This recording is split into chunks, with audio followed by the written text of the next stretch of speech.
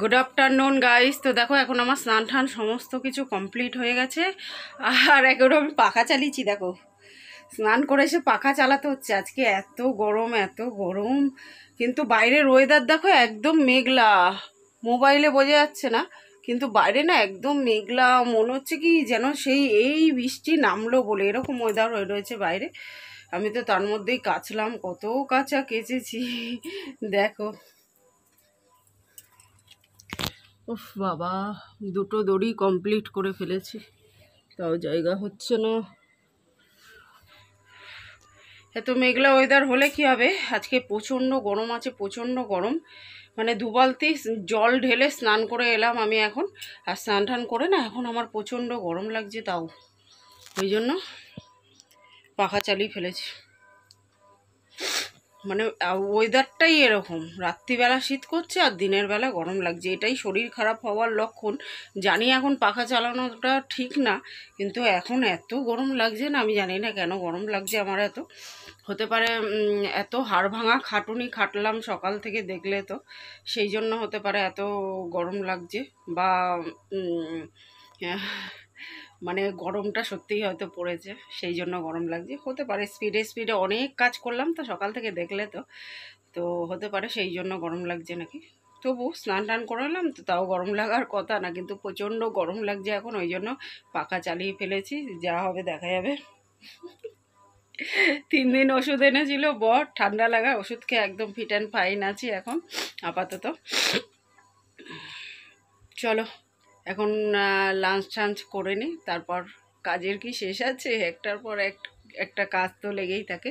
তো আপাতত লাঞ্চ করে নিই, তারপরে কত কাজ তো রয়েছে। চলো দেখতে থাকো তোমরা। দুপুর থেকে রাত পর্যন্ত আমার কাজের রুটিন, আজকে এটাই শেয়ার করব তোমাদের সঙ্গে। বন্ধুরা কেমন আছো তোমরা সবাই? আশা করি নিশ্চয়ই সবাই খুব ভালো আছো, আর আমরাও কিন্তু বেশ ভালো আছি।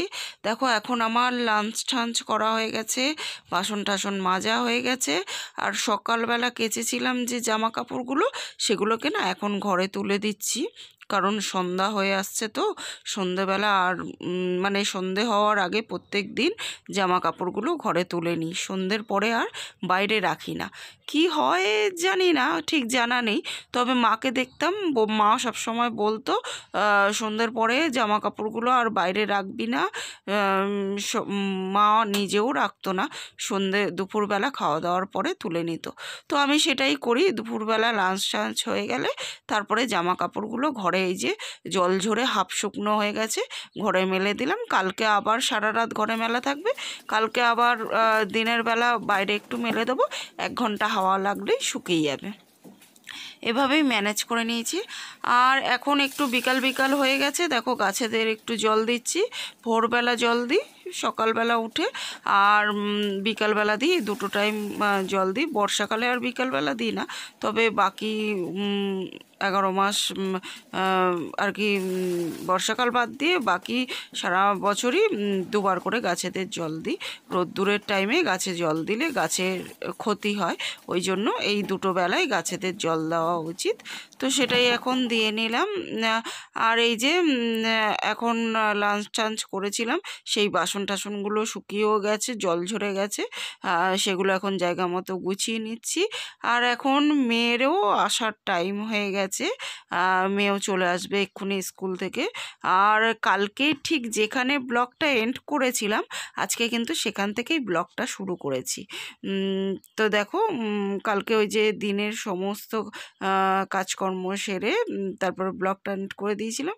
আজকে ওই যে স্নান টান করে এলাম, কাজকর্ম সেরে পুজো টুজো করলাম, তারপর দিয়ে আর কি ব্লগটা স্টার্ট করেছি। তো দেখো এখন জল টলগুলো ভরছি অ্যাকোয়াগার্ড থেকে। মানে প্রত্যেক দিন না সন্ধে হওয়ার আগে বিকালের যা যা কাজকর্ম থাকে, লাঞ্চ টাঞ্চ করে বাসন গোছানো, জল ভরা, জামা কাপড় তোলা, জামা কাপড় গোছানো, যেগুলো থাকে সেগুলোই করে নিচ্ছি। আর এখন ঠিক গোধূলি যাকে বলে, মানে ঠিক সন্ধে হওয়ার আগের সময়টা, আর সেই ছোট্টবেলাকার অভ্যাস সন্ধে হওয়ার আগে একটু রেডি হয়ে নেওয়া, তো সেটাই আর কি হয়ে নিচ্ছি। গুড ইভিনিং বন্ধুরা। তো দেখো মেয়ের আজকে কোচিং নেই, তাই ঘরে একটু ওকে নিয়ে বসেছিলাম, পড়া দেখাচ্ছি ওকে। আর সাথে এখন একটুখানি সাজুগুজুও করে নেবো। এখন অনেকটা টাইম হয়ে গেছে, অনেকক্ষণ সন্ধ্যা হয়ে গেছে। সন্ধে দিয়ে নিয়েছি, সন্ধ্যের যা যা কাজকর্ম আছে সেগুলো সেরেও নিয়েছি। আর এখন ঘড়ির কাঁটা 8টার ঘরে। বড়মশাই এখনো আসেনি, কিন্তু রাতের ডিনারে স্পেশাল, শীত চলে যাচ্ছে, শীত চলে যাওয়ার আগে শীতের ডিনার করতে হবে, স্পেশাল ডিনার, সেই বার্তা ফোনে পাঠিয়ে দিয়েছে। কিন্তু সেটা বানানোর জন্য আপাতত যা যা লাগবে সেগুলো ঘরে কিছু নেই, তাই সে নিয়ে আসলে তবেই শীতের স্পেশাল ডিনার হবে। চলো আসুক, তারপর দেখা যাবে। গৃহকর্তার আদেশ সে কি আর ফেলা যায় বলো? গৃহকর্তার আদেশ অমান্য করার উপায় আছে? তাহলে কি আর আমার গর্দান ঘাড়ের মধ্যে থাকবে? সে তো অন্য জায়গায় চলে যাবে ঘাড় ছেড়ে। মুনমুনি, আমি কথা বলছি দেখে তোমাদের সঙ্গে মুনমুনি শুনতে এলো, ভাবছে ওর বাবা এসছে, বাবার সঙ্গে মা এত বকবক করছে বুঝি। কিন্তু এসে দরজার দিকে তাকিয়ে দেখছে বাবা তো নেই, তাহলে কি মা পাগল হলো? একা একাই বকছে, দেখছে তাকিয়ে তাকিয়ে, একবার আমার দিকে দেখছে, একবার ওই ক্যামেরার দিকে দেখছে। ও মুনমুনি, পাগল হয়েও কি শান্তি পাবো? পাগল হয়েও চিন্তা থাকবে। মুনমুনিকে খেতে দিতে হবে, বাবাকে খেতে দিতে হবে, দিদি ভাইকে খেতে দিতে হবে, এত চিন্তা মাথায় নিয়েও যে পাগল হয়ে শান্তি নেই। পাগল হলেও শান্তি পাবো না। বলতে বলতে বড়মশাই চলে এসছে, আর এদিকে বুঝতেও পেরে গেছে মুনমুনি বাবা এসছে, কুই কুই করছে, কুই কুই কুই কুই। কি দুধং দেহি?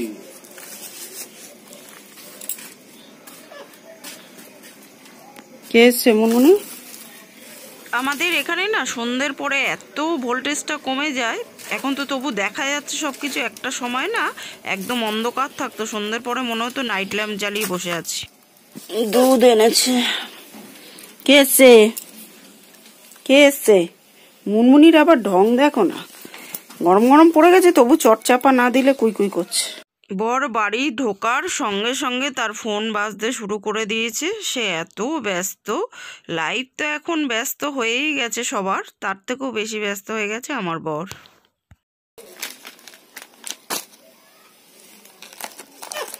সংসারের প্রয়োজনীয় কতগুলো জিনিসপত্র আনা হয়েছে, জিরের গুঁড়ো, হলুদ গুঁড়ো। আপাতত আমি তো ঘরে মশলা করি, কিন্তু গোটা হলুদ পাওয়া যাচ্ছে না, তাই আপাতত কিনে আনা হয়েছে, পেলে আবার ঘরে করব।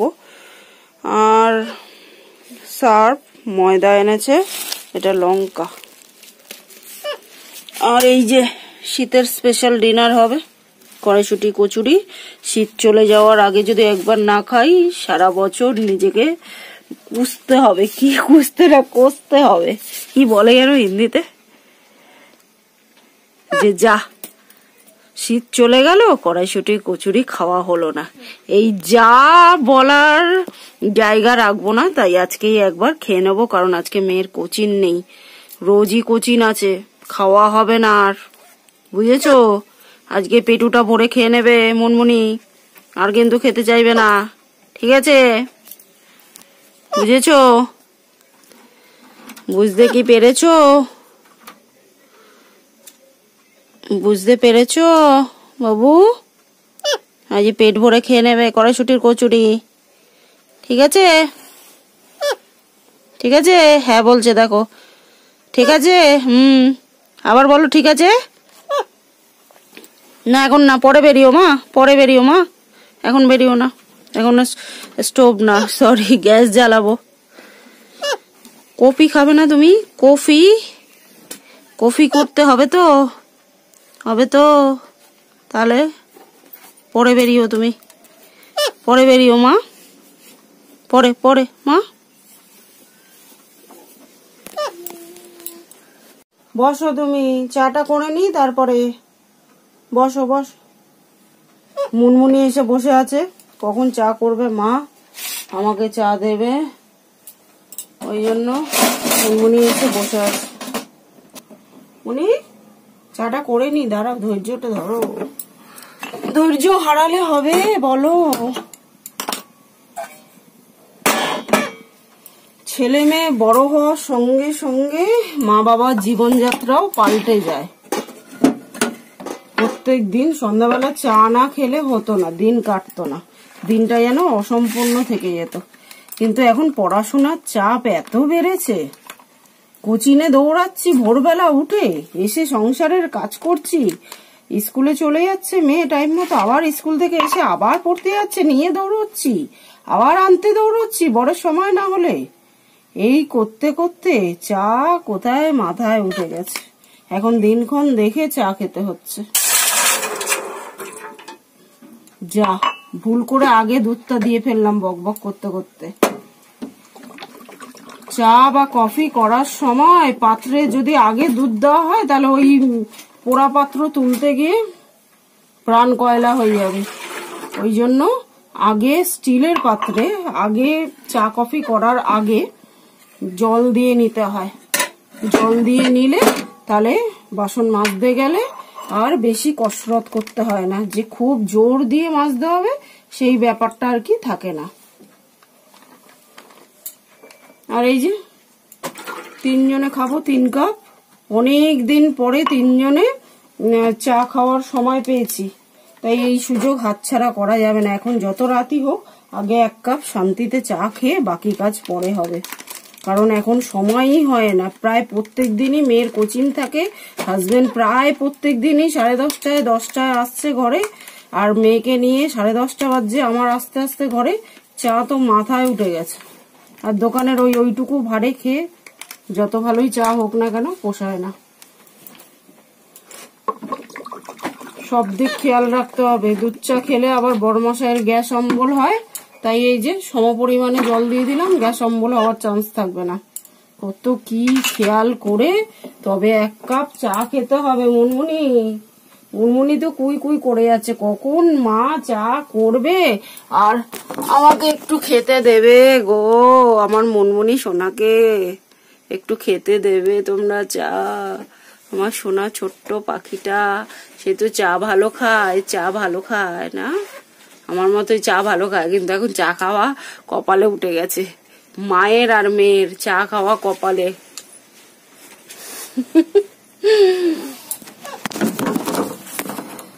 চা খুব ভালো খায় মুনমুনি আমার মতো। চলো এখন পটাপট চাটা করে নি।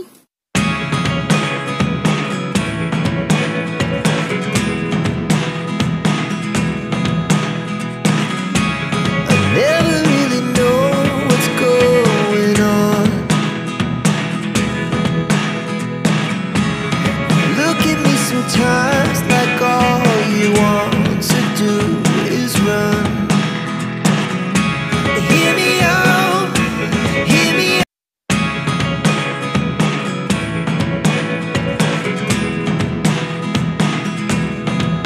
তো বন্ধুরা দেখো আমার চা পুরো রেডি হয়ে গেছে, আর এই চায়ের ওপর শটটা দেখতে পাচ্ছ তো, এই শটটাই কিন্তু বলে দেবে চা কতটা টেস্টি হয়েছে।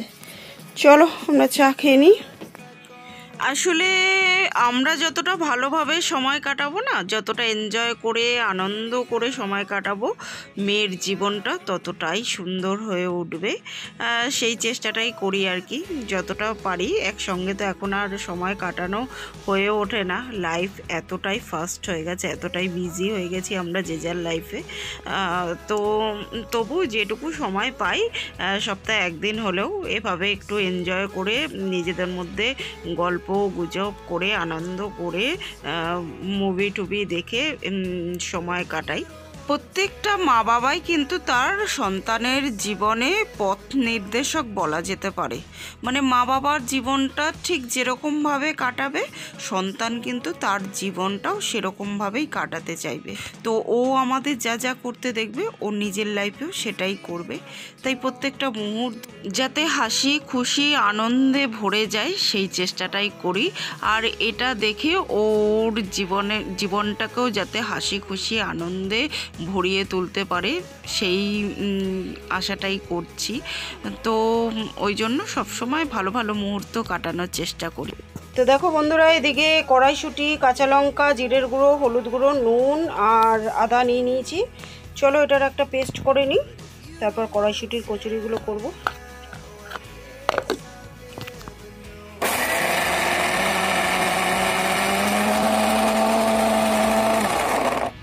তো দেখো বন্ধুরা, হিং একটু ফোড়ন দিয়ে নিলাম, আর এই যে কড়াইশুঁটি বেটে নিয়েছি। চলো এটাকে এবার ভালো করে নাড়াচাড়া করে নিই।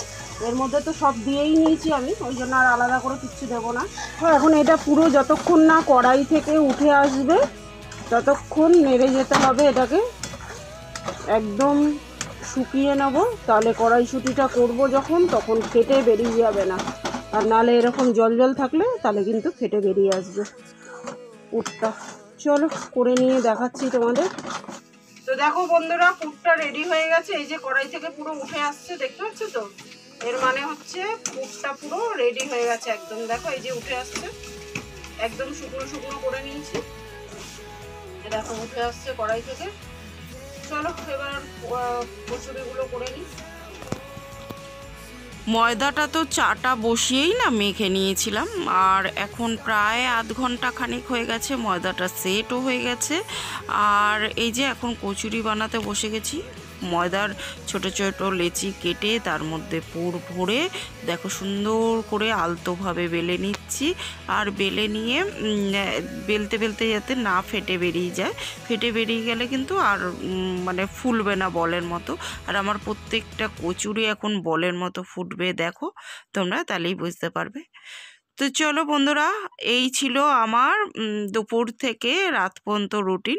আর এখন এই কচুরি বানাতে বানাতে অনেকটা টাইম হয়ে যাবে, মানে একা হাতে পুর ভরছি, বেলছি, ভাজছি, তো অনেকটাই টাইম লাগবে। মেয়ে এখন পড়াশোনা করছে, বরমশাই আবার তার অফিসের কাজে ব্যস্ত হয়ে পড়েছে, আর আমি এই যে ডিনার বানাতে ব্যস্ত হয়ে পড়েছি, শীতের স্পেশাল ডিনার। তো চলো আজকের মতো এই পর্যন্তই বন্ধুরা, কালকে আবার দেখা হবে নতুন দিনের সঙ্গে, নতুন একটা ব্লগ নিয়ে। ততক্ষণের জন্য সবাই কিন্তু খুব খুব খুব ভালো থেকো, সুস্থ থেকো। আর আমার ভিডিওগুলো ভালো লাগলে লাইক, শেয়ার, কমেন্ট করে প্লিজ সাবস্ক্রাইব করে দিও চ্যানেলটাকে। তো আজকের মতো গুড নাইট এভরিওয়ান, টাটা। গরম গরম ফুলকো ফুলকো কড়াইশুঁটির কচুরি, আর সাথে আছে কড়াইশুঁটি দিয়ে নতুন আলুর দম। ওফ, শীতের স্পেশাল ডিনার। এর থেকে ভালো শীতের ডিনার আর কিছু কি হতে পারে বন্ধুরা? তো দেখো, তোমরা দেখতে থাকো আর আমি বানাতে থাকি। আর এই কচুরিগুলো ভাজা হয়ে গেলেই আমরা ডিনার করে নেবো, মেয়েকে আগে দিয়ে দেবো। বলের মতো কড়াইশুঁটির কচুরি আর শীতের স্পেশাল আলুর দম একদম রেডি পুরো, মেয়েকে দিয়ে দেবো খেতে।